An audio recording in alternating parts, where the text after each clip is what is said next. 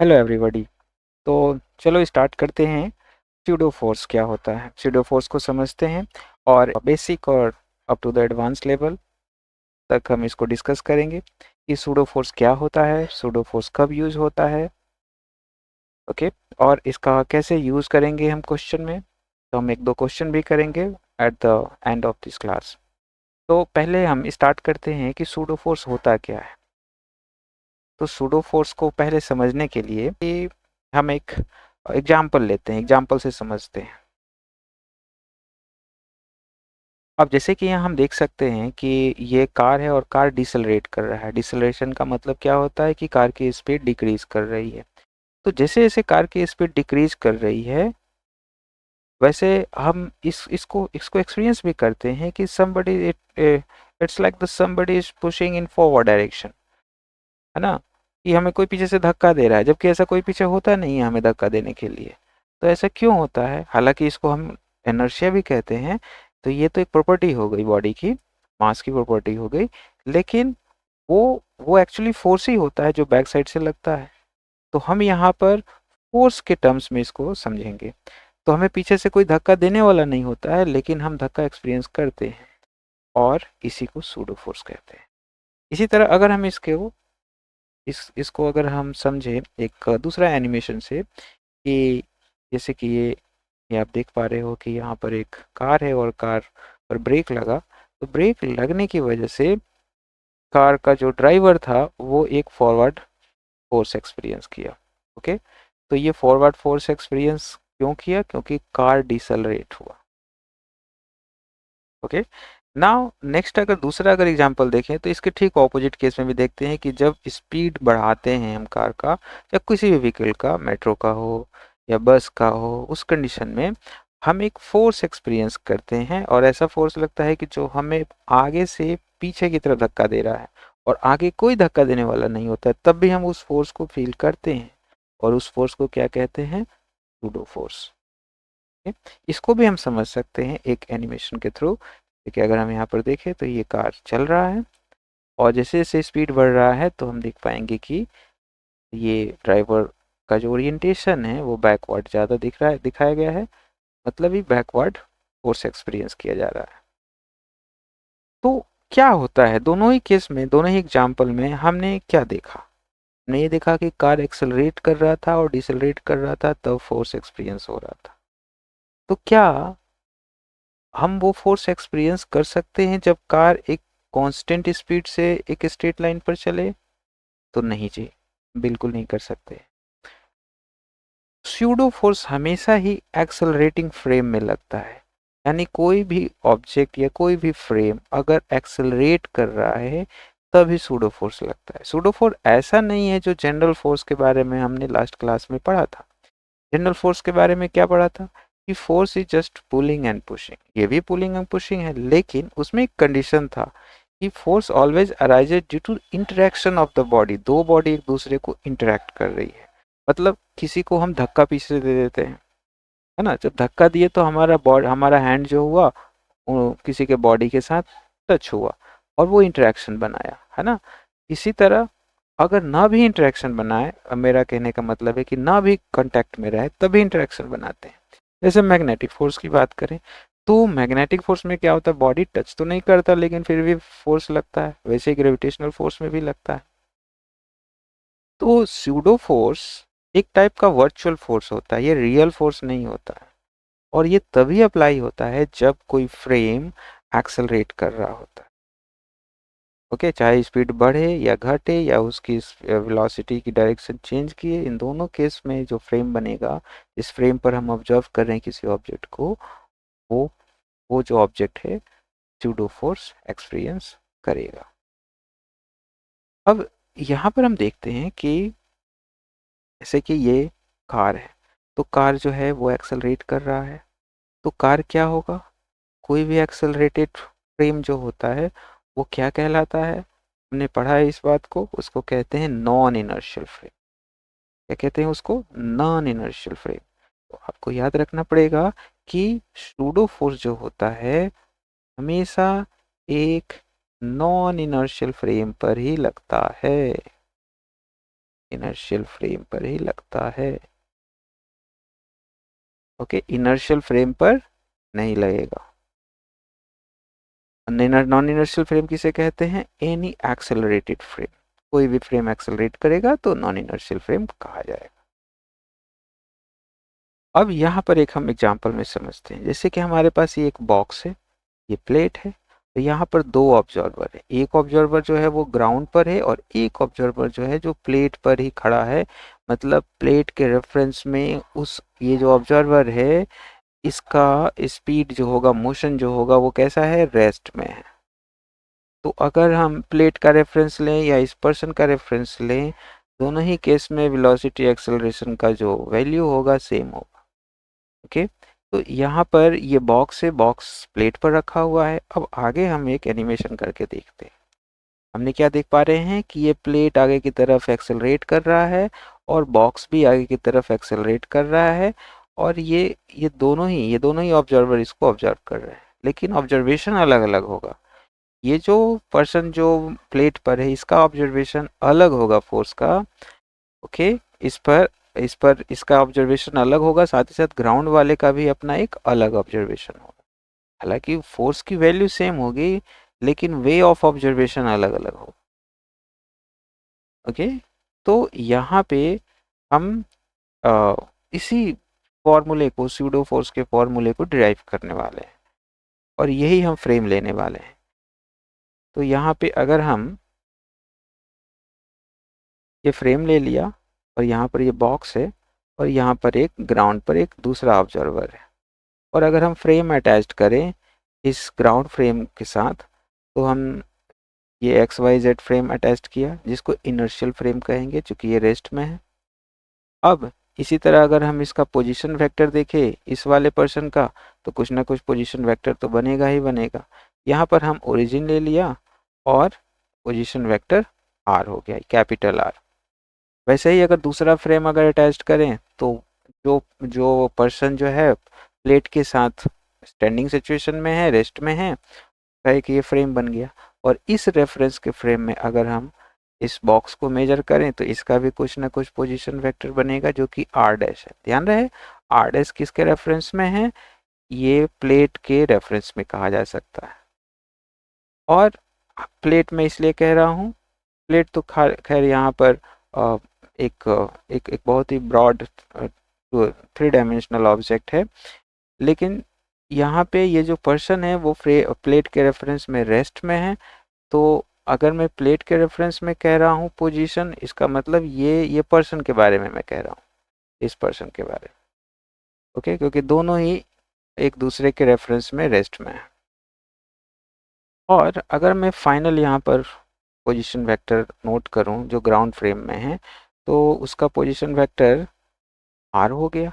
और यहाँ पर एक्स डैश, वाई डैश और जेड डैश जो बना वो कोऑर्डिनेट बन गया किसके रेफरेंस में? इस पर्सन के रेफरेंस में जो कि प्लेट पर है।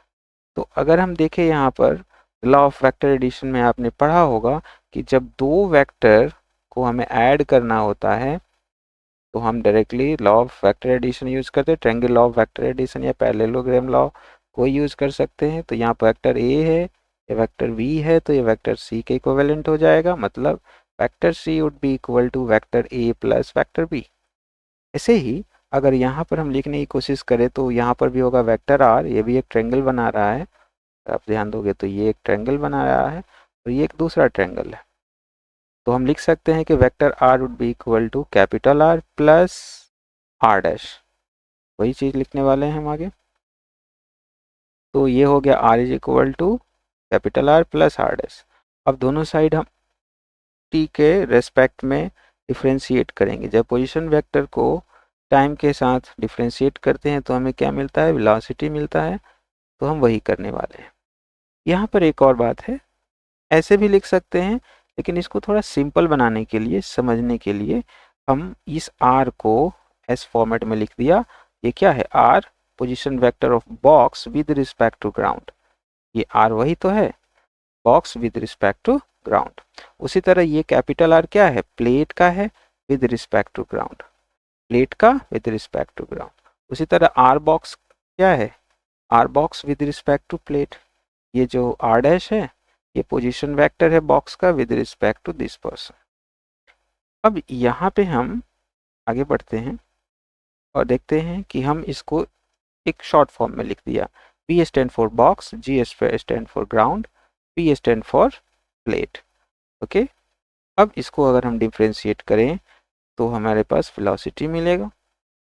तो वेलोसिटी हमने लिख दिया, वेलोसिटी ऑफ ये box with respect to ground, plate with respect to ground and box with respect to plate. आगे बढ़े तो हम फिर से इसको एक बार डिफ्रेंशिएट किया। अब जब डिफ्रेंशिएट किया वेलोसिटी को, तो वेलोसिटी को जब डिफ्रेंशिएट करते हैं with respect to time then we get the acceleration. तो यहाँ पर हम एक्सेलरेशन आगे के स्टेप में फाइंड करेंगे। मतलब ये भी एक्सेलरेशन किसके रेफरेंस में होगा, ग्राउंड के रेफरेंस में होगा, बॉक्स का। ये लिखते हैं, हमने लिख दिया। फिर दूसरे वाले को, इसको अगर हम चेंज करें तो हमारे पास क्या मिलेगा, acceleration of plate with respect to ground. इसको हम चेंज करें तो हमें क्या मिलेगा, acceleration of box with respect to plate. लेकिन हमारा जो है इस इक्वेशन में हमें जो फाइंड करना है वो ये वाला पॉइंट फाइंड करना है, मतलब acceleration of box with respect to plate. तो अगर हम इसको आइसोलेट करें तो इक्वेशन में कुछ हमें ऐसा मिलेगा। मतलब कि ये जो एक्सेलरेशन कौन ऑब्जर्व कर रहा है, ये पर्सन ऑब्जर्व कर रहा है। किसको ऑब्जर्व कर रहा है, बॉक्स को ऑब्जर्व कर रहा है। तो देख पा रहे हैं कि हमारे पास दो एक्सेलरेशन यहाँ पर मिल रहा है।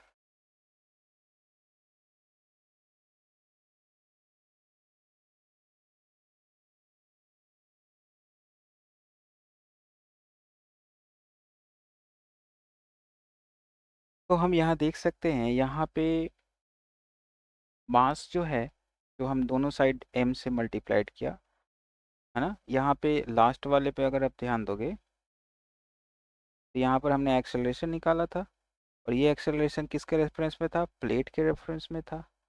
और अगर उसी इक्वेशन में दोनों साइड अगर हम m से मल्टीप्लाइड करें, और m क्या है, m is the mass of box, ये m है यहाँ पे।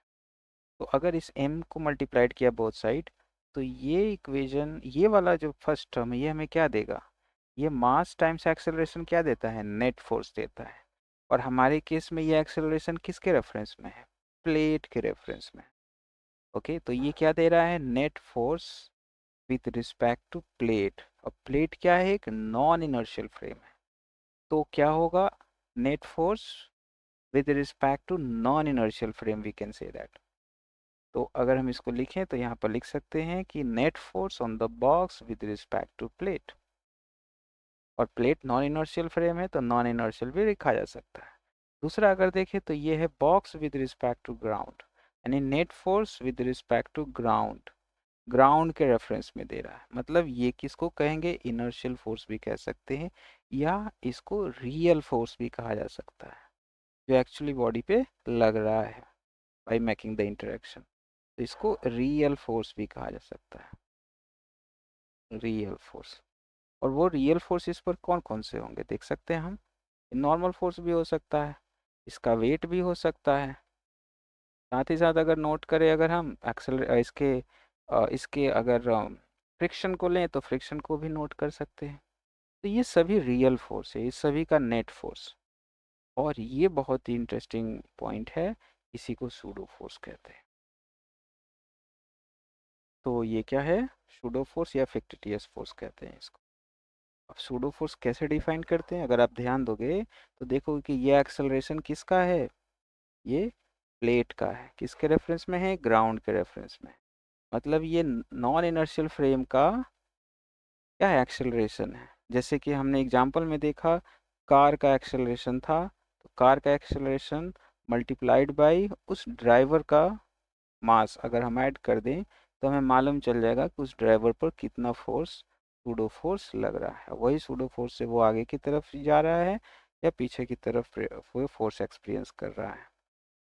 ओके, तो यहाँ पे ध्यान रखना कि सूडो फोर्स क्या होता है, मास times acceleration of the frame. तो एक्चुअली ये जो है ये नॉन इनर्शियल फ्रेम है प्लेट, ये नॉन इनर्शियल फ्रेम है। और इसी फ्रेम को इनर्शियल में कन्वर्ट करने के लिए हम वो काम करते हैं, क्योंकि न्यूटन्स लॉ जो होता है वो इनर्शियल फ्रेम में ही अप्लाई होता है, नॉन इनर्शियल फ्रेम में नहीं। हम नहीं अप्लाई कर सकते डायरेक्टली इस फ्रेम में F is equal to mass times acceleration, ये डायरेक्टली नहीं यूज कर सकते। इसमें हमें सूडो फोर्स ऐड करना ही करना होगा, जो कि हमें ये इक्वेशन में दिखाया जा रहा है। तो फिर से उसको अगर फोर्स के टर्म्स में लिखे तो कैसे लिखेंगे? तो अगर हमें फोर्स के टर्म्स में लिखना होगा तो हम लिख सकते हैं कि force, I mean the net force with respect to non inertial frame would be equal to real force plus pseudo force. और सूडो फोर्स किस डायरेक्शन में लगेगा? Is just opposite to the direction of acceleration of inertial frame. मतलब अगर ये अभी हमने देखा कि ये प्लेट जो है राइट डायरेक्शन में एक्सेलरेट कर रहा है, तो इस पर सूडो फोर्स किधर की तरफ लगेगा? लेफ्ट डायरेक्शन में। कैसे फाइंड करेंगे? इसका मास जो हमने लिया है क्या, m, तो लिख सकते हैं m इंटू ए। इसलिए हमारे पास ये नेगेटिव टर्म यहाँ पर आया हुआ है, ये नेगेटिव टर्म आया हुआ है, ये नेगेटिव। तो अगर हम इसको एक्सप्रेशन में लिखें सूडो फोर्स को तो कैसे लिखेंगे, या फिर से एक बार हम इसके पॉइंट को डिस्कस करें तो क्या कह सकते हैं कि direction of pseudo force is always and always opposite to the direction of acceleration of non inertial frame, and pseudo force is defined as the mass of the object. ये m क्या है? मास ऑफ द ऑब्जेक्ट है। ध्यान रहे ये मास of the object है, ये frame का मास नहीं है, जैसे कार का मास नहीं है, कार में रखे हुए पर्सन का या बॉडी का मास है, जिसका हम सूडो फोर्स फाइंड कर रहे हैं, multiplied by acceleration of the plate. अब वो फ्रेम का एक्सेलरेशन है, मतलब कार का एक्सेलरेशन, तो एक्सेलरेशन कार का होगा और मास जो होगा ऑब्जेक्ट का होगा, मल्टीप्लाई करेंगे तो हमें सूडो फोर्स मिलेगा। अब फिर से अब एक बार हम रिकैप करते हैं कि हमने अभी तक क्या क्या लर्न किया। तो क्या लर्न किया, इसमें इंपॉर्टेंट पॉइंट क्या है कि net force in non inertial frame में कैसे फाइंड करेंगे? तो net force non inertial frame is equal to real force plus pseudo force. Real force के बारे में आप जानते हो, जो जो जो रियली एक्चुअली इंटरेक्ट कर रहे हैं बॉडी, उसके वजह से आ रहा है। और सूडो फोर्स क्या होगा? मास of the object multiplied by acceleration of non inertial frame. ध्यान रखना कि जब भी हम नॉन इनर्शियल फ्रेम में हम न्यूटन्स लॉ अप्लाई करने की कोशिश करते हैं तो ये सूडो फोर्स को ऐड करना ही करना पड़ेगा, तभी हम करेक्ट वैल्यू फाइंड कर पाएंगे। अब आगे चलते हैं और एक क्वेश्चन सॉल्व करते हैं।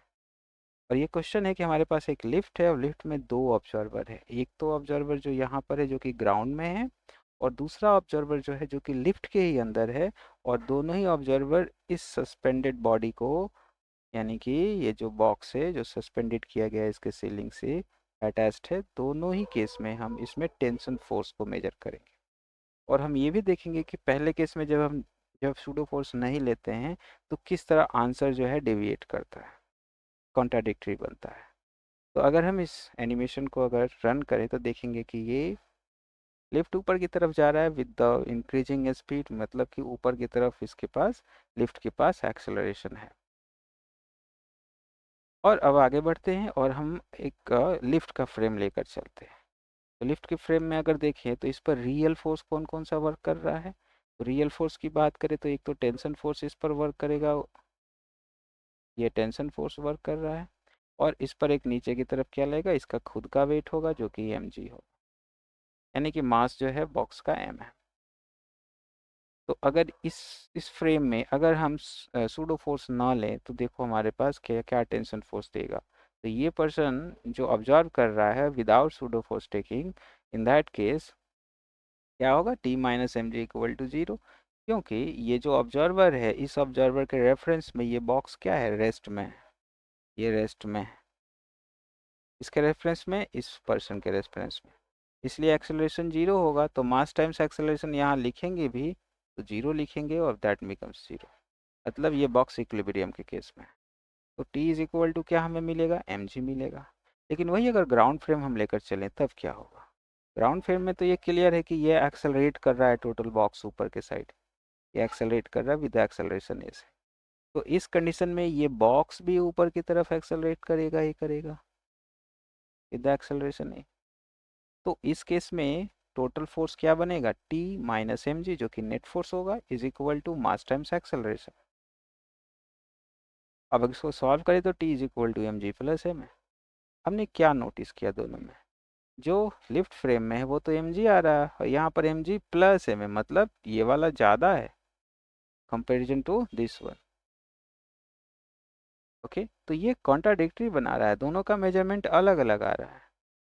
तो पहला वाला तो ऑफ कोर्स सही नहीं है, क्यों, क्योंकि हमने सूडो फोर्स नहीं लिया है। अब हम सूडो फोर्स लेकर ही काम करेंगे। अब करते हैं सूडो फोर्स, जो कि करेक्टेड वे होगा। अगर real force pseudo force equal to zero, ध्यान रहे मैंने जीरो यहाँ क्यों लिखा, क्योंकि ये अंदर का जो ऑब्जर्वर है उसके रेफरेंस में बॉक्स रेस्ट में है, इसलिए यहाँ पर मास टाइम्स एक्सेलरेशन जीरो होगा, एक ये जीरो होगा। अब अगर अगर बॉक्स एक्सेलरेट कर रहा होता है inside the lift as well, in that case we use mass times वो एक्सेलरेशन पुट करते हैं यहाँ पे, जो कि लिफ्ट के रेफरेंस में आता। लेकिन हमारे केस में तो ऐसा है नहीं, तो इसलिए यहाँ पर जीरो रखा गया। और तब हम लिखेंगे net force T minus M G, और चूंकि ये एक्सेलरेट कर रहा है ऊपर के साइड में, तो इस पर क्या होगा, एक non inertial frame sorry pseudo force लगेगा। ये एक्सेलरेशन ये किधर के साइड में है, अपवर्ड डायरेक्शन में है, तो सूडो फोर्स क्या लगेगा इस पर, डाउनवर्ड लगेगा। कैसे फाइंड करेंगे, तो ये मास बॉक्स का एम हो गया, और इसका फ्रेम का जो एक्सेलरेशन है वो ए पुट कर दिया, यही निकल गया। क्योंकि डाउनवर्ड डायरेक्शन है तो इसलिए माइनस एम इंटू ए पुट किया गया इक्वल टू जीरो। अब हम इसको सॉल्व करेंगे तो हमारे पास T is equal to M G plus M A आएगा। अब हम देख सकते हैं कि दोनों ही एग्री कर रहे हैं रिजल्ट। जो टेंशन लिफ्ट के अंदर मेजर किया गया वही टेंशन लिफ्ट के बाहर मेजर किया गया। ठीक है, तो अगर आपके पास कोई न्यूमेरिकल क्वेश्चन आता है तो you are totally free to choose your frame. अगर आप इनर्शियल फ्रेम लेकर के क्वेश्चन को सॉल्व करते हैं तब भी आंसर आएगा, नॉन इनर्शियल लेकर करते हैं तब भी आंसर वही आएगा, चेंज नहीं होगा। ध्यान रहे, नॉन इनर्शियल फ्रेम लोगे आप तो सूडो फोर्स को कंसीडर करना ही करना है। अब थोड़ा और आगे बढ़ते हैं, एक दूसरा क्वेश्चन लेते हैं। इस क्वेश्चन में यह है कि हमारे पास एक कार्ट है और कार्ट एक्सेलरेट कर रहा है राइटवर्ड डायरेक्शन में, तो क्या होगा, होगा क्या यहाँ पे क्वेश्चन में तो पहले ही लिखा हुआ है कि ये जो पेंडुलम है ये शिफ्ट करेगा लेफ्ट वर्ड डायरेक्शन में। तो चलो एक बार देख लेते हैं इसमें। ये यहाँ पर जब ये फुल एक्सेलरेशन से आया तो ये शिफ्ट कर गया इधर लेफ्ट डायरेक्शन। ऐसा क्यों लेफ्ट डायरेक्शन में, लेफ्ट डायरेक्शन में वो क्यों शिफ्ट किया, क्योंकि एक्सेलरेशन किधर के डायरेक्शन में था, राइट वर्ड डायरेक्शन में था। इसलिए इस बॉक्स पे अगर सूडो फोर्स कर बाकी बात करें तो इस ये जो ऑब्जर्वर जो है, अगर यहाँ पर एक ऑब्जर्वर को हम रख लें तो ये जो ऑब्जर्वर जो है इसको ऑब्जर्व करेगा कि इस पर एक सूडो फोर्स लग रहा है लेफ्ट वर्ड डायरेक्शन। लेकिन वही यहाँ पर कोई ऑब्जर्वर है वो कुछ कुछ नहीं ऑब्जर्व करेगा, जो ग्राउंड पर है वो नहीं ऑब्जर्व करेगा। और दोनों ही कंडीशन में यहाँ पे हम देख सकते हैं कि दोनों ही देखेंगे कि ये थीटा एंगल से क्या हो गया है, डिस्प्लेस कर गया है। तो ये हमें थीटा फाइंड करना है और दोनों ही फ्रेम में सेम आंसर आएगा। तो पहले हम ग्राउंड फ्रेम ले लेते हैं। अगर ग्राउंड फ्रेम लें तो हमारे उनको फिर से फ्री बॉडी डायग्राम लिखना पड़ेगा। और देख रहे हैं कि ये हमारे पास क्या है, टेंशन फोर्स है यहाँ पे, ये इसका कंपोनेंट होगा टी का हॉरिजॉन्टल डायरेक्शन में, और ये वर्टिकल डायरेक्शन में इसका वेट होगा यानी कि ये एम जी होगा। तो अगर हम यहाँ पे हॉरिजॉन्टल डायरेक्शन की बात करें तो लिख सकते हैं, अगर ये थीटा होगा, ये अगर थीटा है तो ऑल्टरनेटिंग एंगल से ये भी थीटा होगा, तो ये होगा टी साइन थीटा, और ये हो जाएगा टी कॉस थीटा। ये सब चीज़ें तो आप जानते हो कैसे इसके कंपोनेंट को, किसी भी फोर्स के वेक्टर कंपोनेंट को हम स्प्लिट करते हैं। तो यहाँ पर ये भी ऐसा ही है, हमने सभी फोर्सेस को यहाँ दिखाया गया, और फिर यहाँ T sine theta T cos theta होगा। ध्यान रहे कि यहाँ से अगर हम इस तरह ड्रॉ करें लाइन, तो ये थीटा हुआ तो ये भी एंगल हमारा थीटा ही होगा। और इस केस में अगर हम आगे बढ़े तो ये एम जी हो गया। अगर हम देखें तो ये T cos theta M G को बैलेंस किया हुआ है, क्योंकि वर्टिकल डायरेक्शन में एक्सेलरेशन जीरो है, वर्टिकल डायरेक्शन में कोई मूवमेंट नहीं है। तो इस केस में यहाँ पर क्या हो जाएगा, T cos theta would be equal to M into, लेकिन वही अगर हम हॉरिजॉन्टल डायरेक्शन में देखें तो हॉरिजॉन्टल डायरेक्शन में एक ही फोर्स है, ये है टी साइन थीटा, और ये टी साइन थीटा ही नेट फोर्स है। और चूंकि बॉडी एक्सेलरेट कर रहा है तो लिख सकते हैं मास टाइम्स एक्सेलरेशन।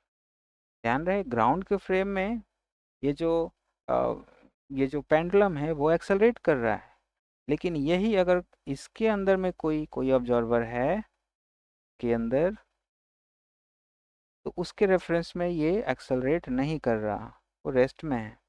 हाँ डिस्प्लेसमेंट दिखेगा लेकिन रेस्ट में है।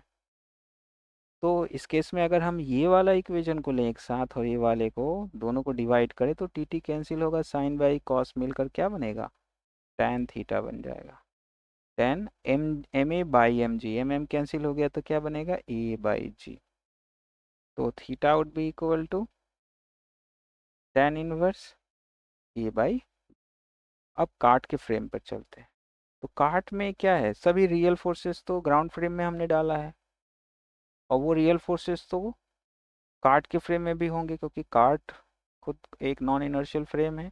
तो रियल फोर्स तो लगेगा ही लगेगा, हमें एक और एक्स्ट्रा फोर्स डालना पड़ेगा, that is called pseudo force.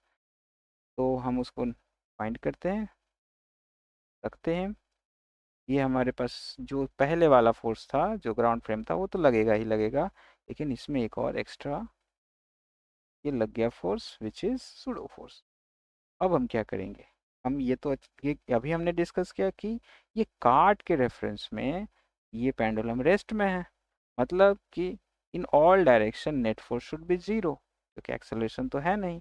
अगर हॉरिजॉन्टल डायरेक्शन में देखें तो यहाँ टी साइन थीटा जो है वो बैलेंस किया हुआ है मास टाइम्स एक्सेलरेशन को, और ये टी कॉस थीटा जो है वो बैलेंस किया हुआ है किसको, एम इंटू जी को।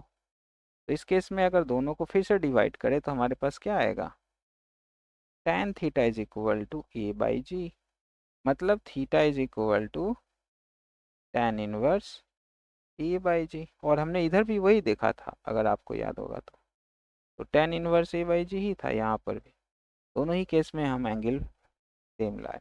जैसे कि मैंने बोला था आप कोई भी फ्रेम लोगे तो वैल्यू सेम रहेगी। ओके,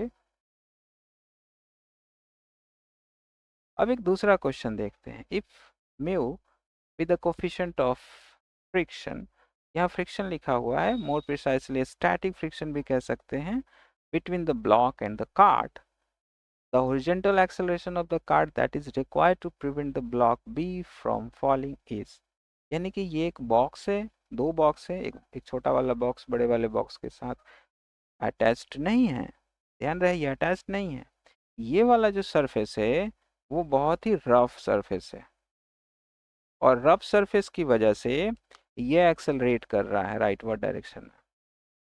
तो जब ये राइट वर्ड एक्सेलरेट कर रहा है तो इस बॉक्स पर एक लेफ्ट वर्ड फोर्स लगेगा, और कौन सा होगा बताने की जरूरत नहीं, कौन सा फोर्स होगा, वो सूडो फोर्स होगा। और इस पर रियल फोर्स कौन लग रहा है, एक तो इसका वेट खुद का mg, और यहाँ पे इस पर एक फ्रिक्शन फोर्स लग रहा है। तो अगर ये एक्सेलरेशन नहीं होता तो क्या होता, ये बॉक्स पर एक्सेलरेशन नहीं होता तो क्या होता, नीचे गिर जाता ये।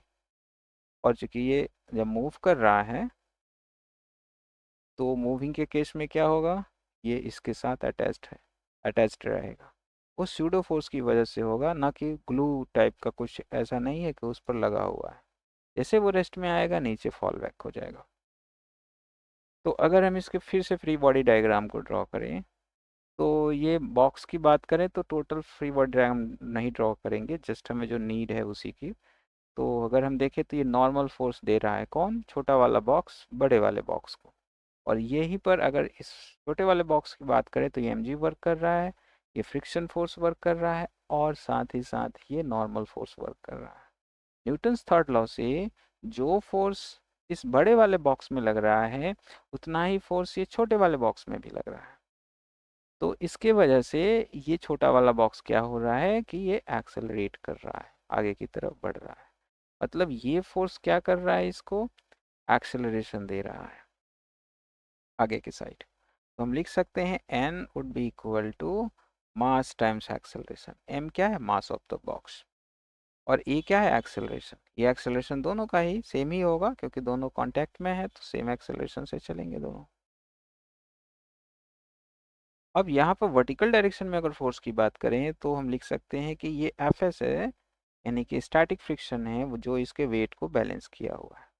स्टैटिक फ्रिक्शन मतलब लिमिटिंग फ्रिक्शन की बात कर रहा हूँ, मैक्सिमम स्टैटिक फ्रिक्शन की बात कर रहा हूँ मैं यहाँ पे। तो अगर हम इसको फॉर्मूला लिखें तो लिख सकते हैं म्यू इंटू एन। म्यू क्या है, static friction, coefficient of static friction, M into G. तो म्यू और एन, एन की जगह पर हम ये वाली वैल्यू पुट कर सकते हैं, तो हम लिख सकते हैं mass times acceleration, that would be equal to M into M. M would be cancelled out, it means that mu into a would be equal to g। तो अगर हम यहाँ पर a निकालें तो a क्या होगा, g बाई म्यू। तो ये हमारे पास फाइनल आंसर हो जाएगा। तो ऐसे ही हम इससे भी जो कॉम्प्लेक्स क्वेश्चंस है हम आगे इसका एक अलग कलेक्शन बनाएंगे न्यूटन्स लॉ का, और उसमें कुछ इम्पोर्टेंट क्वेश्चंस को हम सॉल्व करेंगे। मैं चाहूँगा कि आप उसको भी देखें और खुद से पहले सॉल्व करें, तब अगर फंस जाए तब सॉल्यूशन पर जंप करें। इवन ये भी 2-3 क्वेश्चन दिया गया है, तो आप सिर्फ वीडियो ना देखें, पहले खुद को सॉल्व करें, और तब सॉल्यूशन में अगर आपको लग रहा है कि कहीं नहीं हो पा रहा है, कहीं फंस जा रहे हैं, तो आप इसको हेल्प के लिए देख सकते हैं और फाइनल आंसर के लिए देख सकते हैं। Thank you.